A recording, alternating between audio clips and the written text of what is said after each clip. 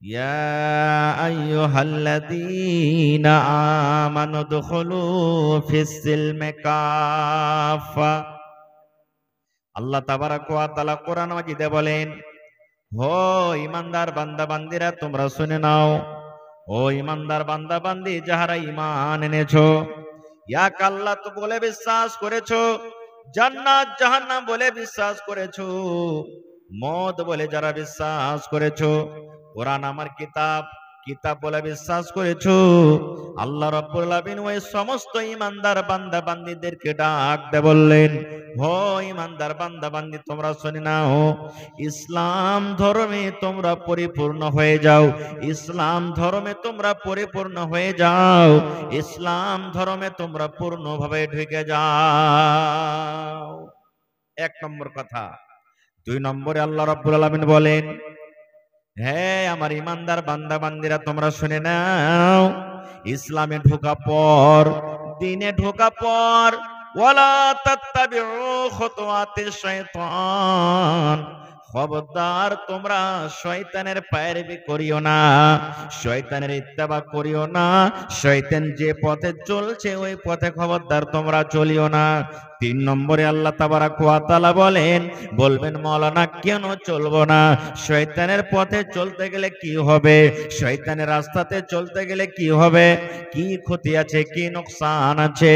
আল্লাহ রাব্বুল আমিন বলেন, বান্দারে ইন্নাহু লাকুম আদুউম মুবিন, শয়তান হলো তোমাদের প্রকাশ্য দুশমন, শয়তান হলো তোমাদের খোলা হওয়া দুশমন, শয়তান তোমাদের খোলা হওয়া দুশমন। এই জন্য খবরদার খবরদার, ইসলামে ঢোকা পর তোমরা শয়তানের তোমরা ইত্তেবা করিও না। তিনখানা কথা আল্লাহ তাবারাক ওয়া তাআলা বললেন। এক নম্বর, ইসলামে তোমরা পূর্ণভাবে ঢুকে যাও। আমাদের ধর্মের নাম কি ভাই? জোরে কথা বলেন একটু। ইসলাম। আমাদের মাযহাব বলে ইসলাম। আমি আপনি যেদিন মরে যাব, লোকজন যখন কবরে রেখে চলে আসবেন, তিনটা প্রশ্ন করা হবে কবরের মধ্যে। তার মধ্যে একটা প্রশ্ন হবে, মা দিনুকা, তোমার দিন কি, তোমার ধর্ম কি? তখন কবরে বলতে হবে দিন ইসলাম, আমার ধর্ম আমার মাযহাবের নাম হলো ইসলাম। তা আল্লাহ তাবারাক ওয়া তাআলা প্রথমে বলছেন ইসলামে তোমরা ঢুকে যাও। বলবেন হাজী মাওলানা, ইসলাম কি একটা বোরা নাকি, না ইসলাম একটা ঘর যে তার মধ্যে ঢুকে যাব? জি, ইসলাম একটা ঘরই মনে করেন। যখন রোদ হয়, যখন বৃষ্টি হয়, তখন আমরা ঘরের ভিতরে ঢুকি না? ঘরের ভিতরে লুকাই কি লুকাই না? কেন লুকাই? যেন এই বর্ষা যে হয়েছে, মেঘ হয়েছে, রোদ হয়েছে, এই রোদ এই পানি থেকে যেন আমরা বেঁচে যাই। আল্লাহ রাব্বুল আলামিন এই কথাটা বলতে চাইছেন, আরে দুনিয়ার মানুষ, ইসলাম মাযহাব একটা এমন মাযহাব, ইসলাম ধর্ম একটা এমন ধর্ম, ইসলাম দিন একটা এমন দিন, এই দিনে যদি তুমি ঢুকে যাও তুমি কল্যাণ পাবে, তোমার নাজাত হয়ে যাবে। ইসলামের পরে যদি তুমি কায়েম থাকো, ইসলামের ভিতরে যদি তুমি ঢুকে যাও, আর ইসলামের ঢোকার পর তুমি যদি মজবুতের সাথে তাকে ধরে থাকো, আল্লাহ রাব্বুল আলামিন বলেন, বান্দারে তুমি জাহান্নামের আগুন থেকে তুমি বেঁচে যাবে। আল্লাহ রাব্বুল আলামিন বলেন, বান্দারে যদি তুমি ইসলামে ঢুকে যাও, আমি তোমাদের জন্য জান্নাত রেডি করে রেখেছি, তোমরা ওই জান্নাতের ভিতরে তোমাদের জায়গা হয়ে যাবে। এবার যদি বলেন মাওলানা ইসলামের কিছু কথা মানবো কিছু কথা মানবো না, তাহলে কি হবে, কি ক্ষতি হতে পারে? আচ্ছা বলেন তো, এখন মশার সিজন চলে এসেছে নাকি? মশাতে কামড় দেয় কি দেয় না? মশাতে কামড় দিলে ক্ষতি হবে, জ্বর হয়ে যাবে, ম্যালেরিয়া, টাইফয়েড, বিভিন্ন রকমের রোগ হবে মানুষকে, হবে কি হবে না? এবার ওই মশা থেকে বাঁচার জন্য আমরা কি করি? মচ্ছরদানি, মশারি লাগাই। হানা বলেন ভাই, মশারি লাগাই কি লাগাই না? জি, জেহেনটাকে মাথাটাকে এখানে রাখবেন আর আমার দিকে দেখবেন, এদিক ওদিক দেখলে বুঝতে পারবেন না, খুব মশারি লাগাই।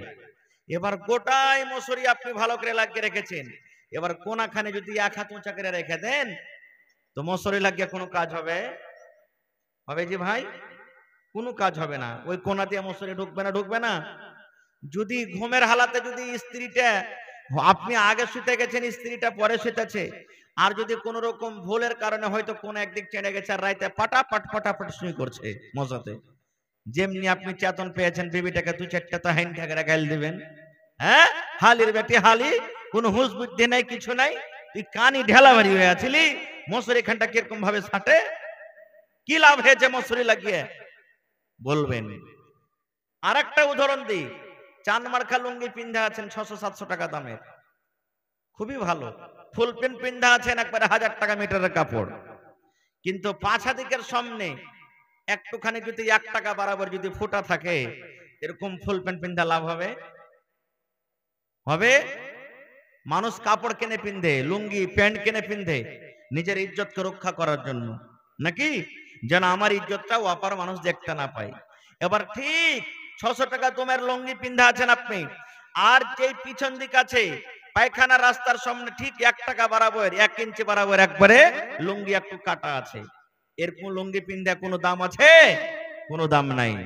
আল্লাহ রাব্বুল আলামিন মানুষকে বলেন, আরে দুনিয়ার মানুষ, ইসলামের তুমি কোনো কথা মানবে আর ইসলামের কিছু কথা তুমি মানবে না, এরকম মানার থেকে না মানে ভালো রে। এরকমকে পরিপূর্ণ বলা যাবে না, এরকমকে পূর্ণ মুসলমান বলা যাবে না।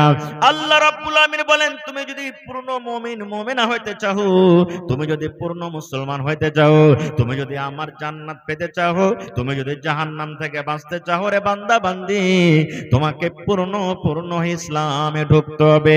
যেমন তুমি মশরের একটা কোনা যদি উঠিয়ে রেখে দাও, ভিতরে মশরে ঢুকে তোমাকে কামড় দেবে, তোমার কোনো লাভ হবে না। লুঙ্গি তুমি পরে আছো, 1 ইঞ্চি বরাবর পাশে দিকে যদি ফোঁটা থাকে, কাটা থাকে, ওই লুঙ্গিতে তোমার ইজ্জতের রক্ষা হবে না। এই মতো তুমি যদি ইসলামে পরিপূর্ণ হয়ে যদি না ঢোকো, তাহলে ইসলামের যেটা মজা, ইসলামের যেটা স্বাদ আছে, সেই স্বাদ তুমি পাবে না। 1 নম্বর হয়ে গেল। এবার ইসলামে কত কথা আছে ভাই বলার, কিন্তু আজকে সময় নেই, অনেক কথা আছে ইসলামে বলার, আমি ওদিকে যাব না, সময় পেলে ইনশাআল্লাহ কিছু কথা পরে রাখবো। 2 নম্বরে আল্লাহ রাব্বুল আলামিন বলেন, ওয়ালা তাত্তাবিউ খুতুওয়াতিশ শাইতান। 2 নম্বরে আল্লাহ রাব্বুল আলামিন বলেন, বান্দারে তোমরা খবরদার তোমরা শয়তানের ইত্তেবা করিও না, তোমরা শয়তানের কথা মতো চলিও না, শয়তানের তোমরা পায়রাবি করিও না, কারণ ইন্নাহু লাকুম আদুউম মুবিন, শয়তান হলো তোমাদের প্রকাশ্য দুশমন। আল্লাহ আগে ইশারা করে জানিয়ে দিয়েছেন। আচ্ছা বলেন তো, কোন মানুষের সাথে আপনার যদি দুশমনি থাকে, শত্রুতা থাকে, তো ওই মানুষটা আপনার ভালাই চাইবে কি? ভালাই চাইবে যে ভাই? হ্যাঁ, যে রাস্তা দিয়ে আপনি চলবেন, বলবে বেটাকে কখন করে আমি নাশ করব, কখন বেটাকে ফেরে ফেলবো, কখন একে মারবো, সব সময় আপনার সাথে দুশমনি করবে, আপনাকে বদনাম করবে। এই জন্য আল্লাহ তাবারাক ওয়া তাআলা আগে মানুষকে ইশারা করেছেন, মানুষ রে, শয়তান এই মতো তোমাদের প্রকাশ্য খোলা দুশমন, শয়তান তোমার সাথে দুশমনি করবে। কিসের দুশমনি? এমন তোমার দ্বারাতে কাজ করিয়ে নেবে যে কাজটা করতে গেলে আল্লাহ নারাজ হবে, আর আল্লাহ যদি নারাজ হতে গেলে লোকটার ঠিকানা জান্নাত হবে না জাহান্নাম। জোরে বলেন কোথায় হবে? জাহান্নামের ভিতরে হয়ে যাবে। তাহলে শয়তান কি কাজ করায়? মদ পান করা শয়তানের কাজ। কোন মানুষ যদি মদ পান করে, এটা শয়তানের কাজ। কোন মানুষ যদি জেনা ব্যভিচার করে, এটা শয়তানের কাজ। কোন মানুষ যদি জুয়া খেলে, এটা শয়তানের কাজ। লড়াই ঝগড়া করা শয়তানের কাজ। নামাজ ছেড়ে দেওয়া শয়তানের কাজ। যাকাত না দেওয়া শয়তানের কাজ। সুদ খাওয়া হলো শয়তানের কাজ। যে কাজ যাতে আল্লাহ এবং আল্লাহ রাসূল নারাজ হয়ে যাবেন, ওই সমস্ত কাজ শয়তান আমাকে আপনাকে করাবে। এখানে একটা আর কথা বলে দিই, শয়তান এলো কোথা থেকে, শয়তানটা কোথা থেকে এলো, এই জিনিসটা জানা দরকার। দেখবেন তাফসিরে জালালাইন, অন্য তাফসির খুলে দেখবেন, শয়তানের আসল নাম আগে ছিল কি? হারিস। শয়তানের আসল নাম কি ছিল আগে? হারিস ছিল, হারিস। কিভাবে শয়তান হলো আপনারা সকলেই জানেন। আল্লাহ তাবারাক ওয়া তাআলা এই জমিনের উপরে প্রথমে জিনকে আল্লাহ তৈরি করেছিলেন। জিন, যাকে আল্লাহ তাবারাক ওয়া তাআলা, এই জিনের ঘে তৈরি হলো কি থেকে? আগুন থেকে আল্লাহ তাবারাক ওয়া তাআলা তাকে তৈরি করেছিলেন। আর মানুষের তৈরি হলো, আদমকে তৈরি করেছিলেন মাটি থেকে। আর ফেরেশতাদের তৈরি করেছেন আল্লাহ নূর থেকে। নূর থেকে ফেরেশতাদের তৈরি। জিনেরা এত বুরাই করতে লাগলো, এত দুনিয়াতে বুরাই করতে লাগলো। আল্লাহ তাবারক ওয়া তাআলা কিছু ফেরেশতাকে বলেন, যাও এদেরকে হালাক বারবার তুমি করে দাওগা। হালাক করতে এলেন। যার নাম এখন শয়তানি, খুব বড় ইমানদার আল্লাহওয়ালা নেককার লোক ছিল, নেককার মানুষ ছিল। ইয়ার আমল দেখে, ইয়ার ইবাদত বান্দেগি দেখে ফেরেশতারা তাকে হালাক করলেন না। আল্লাহ তো সবই জানছেন। ওই ফেরেশতারা যে আল্লাহকে বলছেন, রব্বুল আলামিন, জমিনের উপরে আল্লাহ পানিতে একটা এমনই জিন আছে যে কিন্তু খুবই নেককার ইমানদার। আল্লাহ তাবারক ওয়া তাআলা বললেন, তাকে নিয়ে চলে এসো। তাকে নিয়ে চলে গেলেন। কোথায় রাখলেন? জান্নাতের ভিতরে আল্লাহ তাবারক ওয়া তাআলা রেখে দিলেন। কোন কোন বইয়ে লিখছেন যে আল্লাহ তাবারক ওয়া তাআলা তাকে জান্নাতের খাজিনা পর্যন্ত বানালছিলেন। আল্লাহু আলাম। জান্নাতের ভিতরে রাখলেন। এবারে আল্লাহ তাবারক ওয়া তাআলা, লম্বা ঘটনা আছে, আমি ঘটনার দিকে যাব না। আল্লাহ তাবারক ওয়া তাআলা আদম আলাইহিস সালামকে মাটি থেকে তৈরি করলেন, মাটি থেকে বানালেন। মাটি থেকে যখন আল্লাহ তাবারক ওয়া তাআলা বানিয়ে দিলেন আদমকে, তো আল্লাহ তাবারক ওয়া তাআলা সমস্ত ফেরেশতাদেরকে ডাকলেন। ওখানে ইবলিস শয়তানও, যার নাম আগে হারিস ছিল, ওয়াকে ডাকলেন আল্লাহ তাবারক ওয়া তাআলা। ডাকা পর আল্লাহ তাআলা ফেরেশতাকে বললেন, ও আমার ফেরেশতার দল, ও আমার ফেরেশতারা শুনে নাও, আমি আল্লাহ রাব্বুল আমিন তোমাদেরকে কিছু নাম জিজ্ঞাসা করব, ওই নামগুলা তোমাদেরকে বলতে হবে। ফেরেশতারা বললেন, আল্লাহ কি নাম আমাদেরকে জিজ্ঞাসা করবেন? আল্লাহ রাব্বুল আলামিন বললেন, ফেরেশতারে, এটা হলো কি রে ফেরেশতা? ফেরেশতারা বললেন, আল্লাহ জানি না।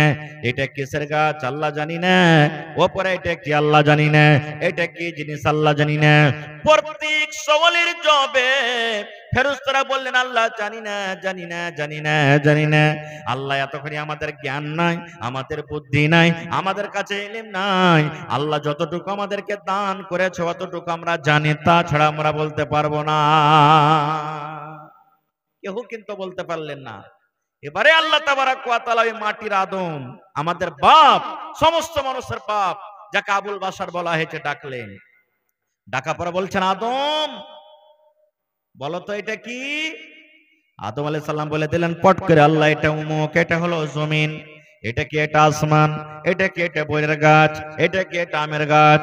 এটা কি? এটা গম। এটা কি? এটা জও। যেই প্রশ্ন আল্লাহ রাব্বুল আমিন আদমকে করলেন, পটপট পটপট পটপট করে আদম আলাইহিস সালাম সমস্ত জিনিসের নাম বলে দিলেন। যেমনই আদম আলাইহিস সালাম বলে দিলেন, আল্লাহ রাব্বুল আলামিন তার মান বাড়িয়ে দিলেন, তার সম্মান আল্লাহ বাড়িয়ে দিলেন।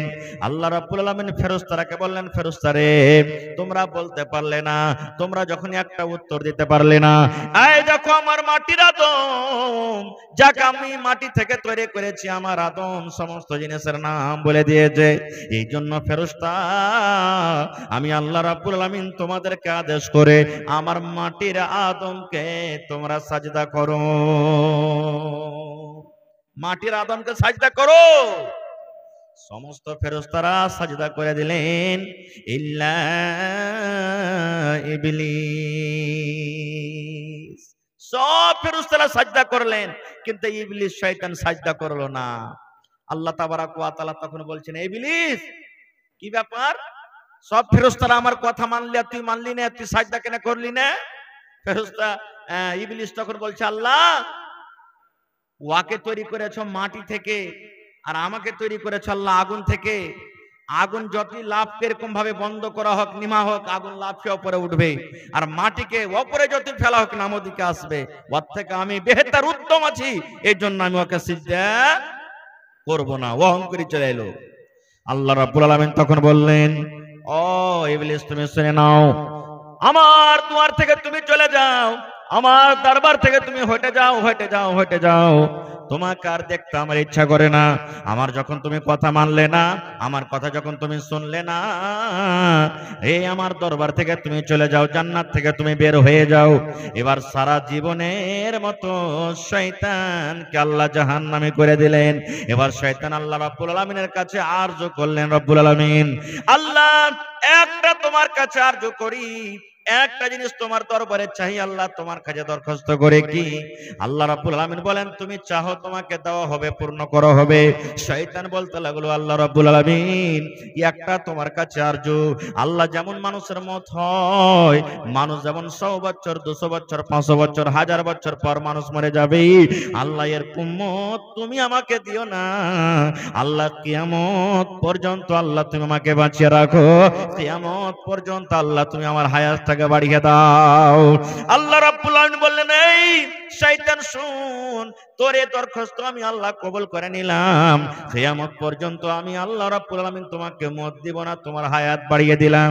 এবার শয়তান আরো বলছে আল্লাহ জি আর একটা তুমি আবদারটা পুরিয়ে দাও আল্লাহ। আল্লাহ রাব্বুল আলামিন বলেন শয়তান রে চাহ তোর কি আবদার আছে?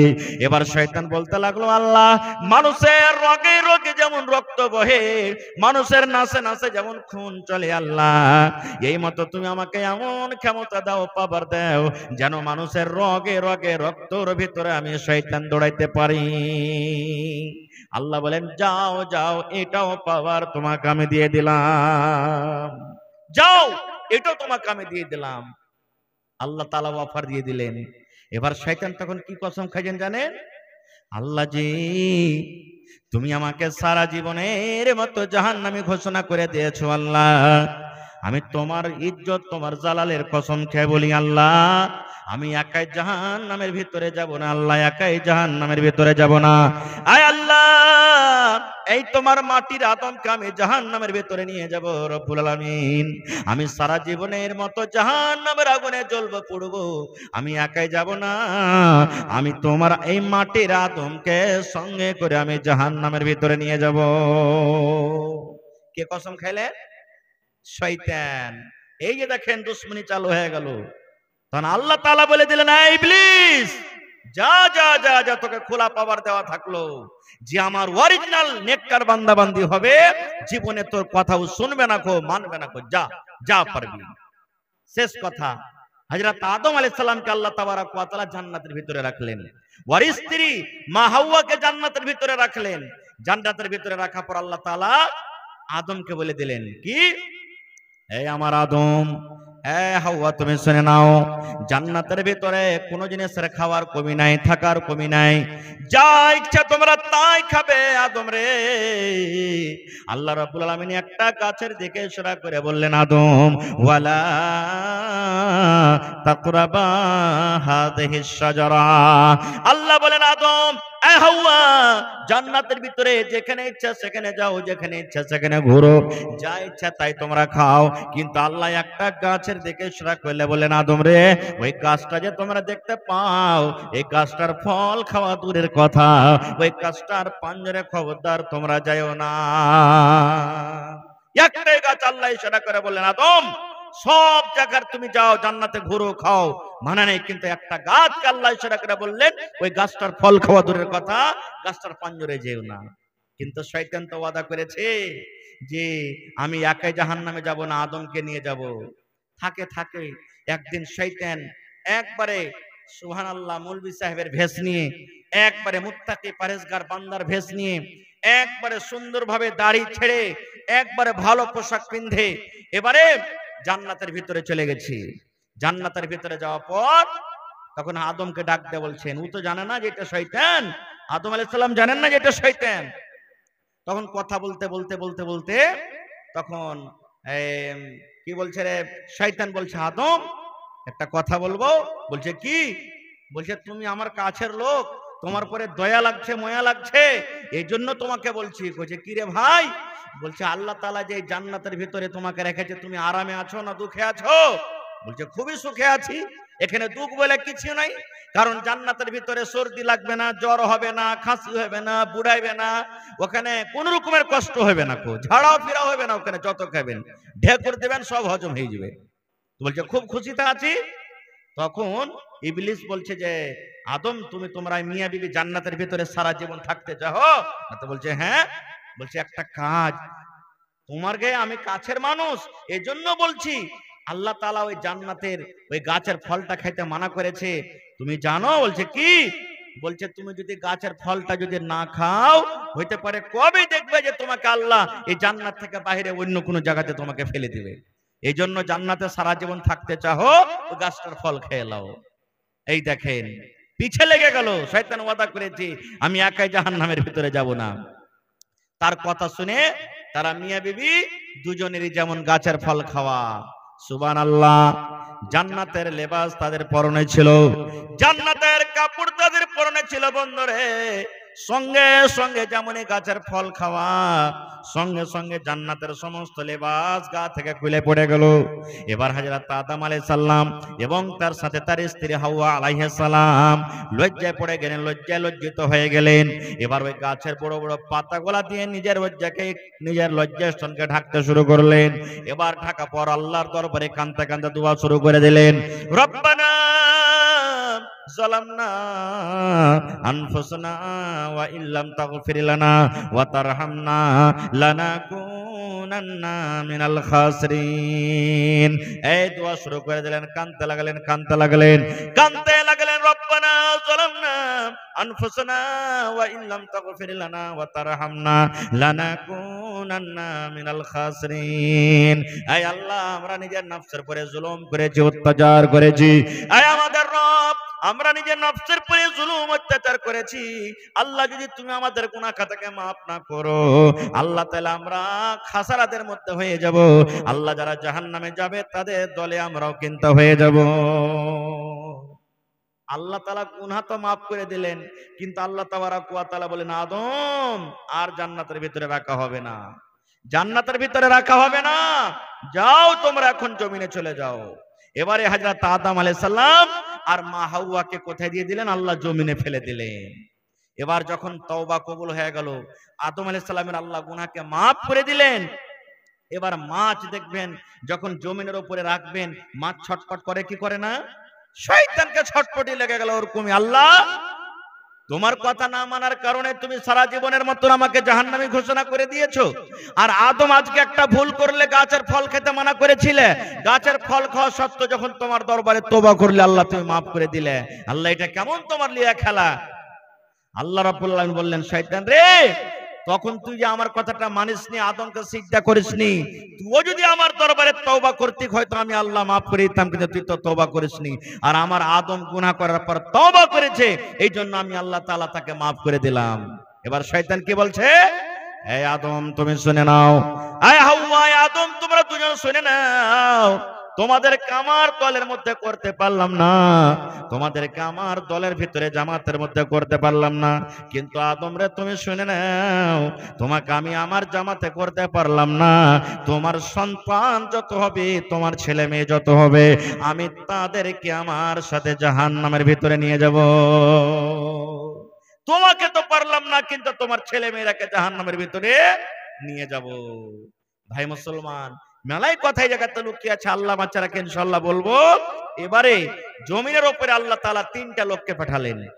একটা হলেন আদম আলাইহিস সালাম, আর একটা হলেন কে? হাওয়া আলাইহিস সালাম, আর একটা হলো কি? শয়তান, ইবলিস যাকে আমরা বলি। তিনজন। তাহলে ইমানদারের সংখ্যা বেশি না বেঈমানের সংখ্যা বেশি জমিনে যে এসেছে? জোরে বলেন। ইমানদার কয়টা আর বেঈমান একটা। এখন কার কে দল ভারী আছে যে ভাই? জোরে বলেন, কার দল ভারী আছে? জি জি না, ইমানের দলের ভারী নাই, বেঈমানের দল ভারী আছে। এখন বলবেন কেমন করে যে মাওলানা? একটা হাদিসের কথা শুনেন, বুখারী শরীফের হাদিস। কিয়ামত যেদিন কায়েম হবে, হাশরের ময়দান হবে, ওই কিয়ামতের দিন আল্লাহ তাআলা আদমকে ডাক দিবেন, আদম কোথায় আছো, এসো তুমি। আদম চলে আসবেন কিয়ামতের দিন। আল্লাহ তাআলা বলবেন, এগুলা কে? কিয়ামতের দিন বলবেন, আল্লাহ এগুলা সব আমার ছেলে পেলে, আমার সন্তান আওলাদ। আল্লাহ রাব্বুল আলামিন তখন বলবেন, এক কাজ করো, তোমার বেটা বেটিরা যারা জান্নাতের ভিতরে যাবে ওরাকে আলাদা করো, আর যারা জাহান্নামে যাবে ওরাকে আলাদা করো। বাপ বেটাতে যতই দুশ্মনী থাকে, বেটা যদি কষ্টতে থাকে, বাপের ভিতরে কিন্তু তাসাল্লি হবে না, বেচেনি লেগে থাকবে। বাপ কোনোদিন চাইবে না যে বেটাকে জাহান্নামের ভিতরে হুড়িয়ে ভরে দিই, চাইবে কি? চাইবে না। আদম আলাইহিস সালাম দাঁড় হয়ে থাকবেন। আল্লাহ বলবেন, আদম তোমার ছেলে মেয়েরা যারা জান্নাতে যাবে ওরা আলাদা করে দাও, আর যারা জাহান্নামের ভিতরে যাবে ওরা আলাদা করে দাও। এবার আল্লাহ তাবারাক ওয়া তাআলার কথাটা শোনা পর হযরত আদম আলাইহিস সালাম বলবেন, আল্লাহ কতটি লোককে জান্নাতের জন্য আলাদা করব আর কতটি লোককে জাহান্নামের জন্য আলাদা করব, আল্লাহ তুমি একটু আমাকে ইশারা করে দাও। আল্লাহ তাবারাক ওয়া তাআলা বলবেন, আদম রে, 1 2 নয় রে, 3 নয় রে, 100 নয়, 500 নয়। আল্লাহ তাবারাক ওয়া তাআলা বলবেন, বান্দা আদম, হাজারের এভারেজে তুমি চলো, হাজারের এভারেজে চলো। 1000 মানুষকে তুমি এক জায়গাতে করো, আর 1000 মানুষের মধ্যে একটা লোককে তুমি জান্নাতের জন্য আলাদা করে দাও, আর 999টা লোককে তুমি জাহান্নামের জন্য আলাদা করে দাও। তাহলে 1000-এ একটাই লোক জান্নাতে যাবে, 1000-এ একটাই লোক জান্নাতে যাবে। সুবহানাল্লাহ। আর একটু চলেন, আপনাদের গ্রামের ব্যাপার এরকম প্রত্যেক গ্রামে আছে, আপনার ফের মনে দুঃখ লিয়েন না। আমি বলছি যে কে জিতেছে, ইমানদার জিতেছে, কে বেঈমান জিতেছে। আপনাদের গ্রামে মোটামুটি 100টা লোক হবে না? বড় মানুষ হবে না? হবে না? 100টা লোক মোটামুটি মনে করেন, বেশি যা হোক। কিন্তু মসজিদে নামাজ পড়ছেন কতটি? 10টা। এর থেকে মনে হয় বেশি হবে না, 10টা 15টা নাকি? হানা বলেন না, একটু হানা বলেন। তাহলে কারকে দল এখানে বেশি হয়ে গেল? হিসাব করেছেন কারকে দল বেশি হলো? হিন্দুস্তানে মোটামুটি কতটি আছে? 25 করোড় মানুষ আছে। আমরা কতটি আছি? আমরা 25 করোড়, আর বাকি 100 করোড় ওরাই। বেশি কারা আছে? কে জিতেছে? হ্যাঁ, দেখছেন সব জায়গাতে আগে ওরাই আছে। ভাইরে, এই জন্য আল্লাহ তাবারাক ওয়া তাআলা বলছেন, শয়তানের ইত্তেবা তোমরা করিও না। আমাদের পিছে শয়তান কেমন হেলে গেছে জানেন? আল্লাহ রাসূল বলেছেন, আচ্ছা বলেন তো, যখন বাচ্চা আপনারা যখন জন্ম নিয়েছি, মার পেট থেকে যখন জন্ম নিয়েছি হয়েছি, তখন কান্দেছি না কান্দেনি? জোরে বলেন, কান্দেছি না কান্দেনি? বাচ্চা যখন জন্ম নেয়, তখন মায়ের পেট থেকে বাচ্চা যখন হয়, মা খালারা বেশি জানতে পারে বাচ্চা কান্দে কি কান্দে না। যেমনই মায়ের পেট থেকে বার হবে, তখন প্যাকরা বাচ্চা চিল্লেবে। মা খালারা ভাইয়েরা কোনোদিন চিন্তা করেছেন ছেলেটা কেন কান্দে? ওরে সুবহানাল্লাহ, এটা হাদিসের কথা রে বন্ধু, আমার কথা নয়। মাওলানা বসে আছেন, জিজ্ঞাসা করবেন। আল্লাহর নবী বলেছেন, জমিনে যখন কোনো বাচ্চা জন্ম নেয়, মায়ের পেটে শয়তান ওই বাচ্চাকে ফাট দেয়, ঘোষা দেয়, গুতা মারে। ওই বাচ্চাকে গুতা মারে, ঘোষা দেয়। ওই গুতার কারণে, ফাইটের কারণে, চড়ের কারণে কিংবা ঘোষার কারণে মায়ের পেট থেকে যেমন বাচ্চাটা দুনিয়াতে আসে, তখন মা মা মা বলে কান্দে।